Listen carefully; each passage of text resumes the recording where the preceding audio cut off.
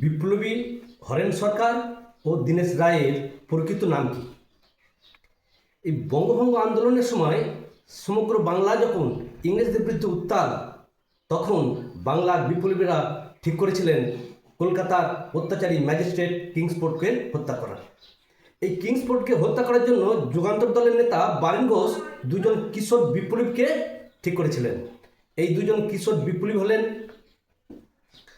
Horn সরকার ও দীনেশ রায়। বারেন ঘোষ এই দুজনকে magistrate কিংসফোর্ডকে হত্যা করার জন্য মুজাফফরপুরে পাঠিয়েছিলেন। কে ছিলেন এই হরেন সরকার? না, হরেন সরকার ছিলেন ক্ষুদিরাম বসু, আর দীনেশ রায় হলেন প্রফুল্ল চাকি। সব থেকে বিস্ময়কর ব্যাপার হলো, এই হরেন সরকার অর্থাৎ ক্ষুদিরাম বসু জানতেন না যে তার যে সঙ্গী দীনেশ রায় এর প্রকৃত নাম প্রফুল্ল চাকি।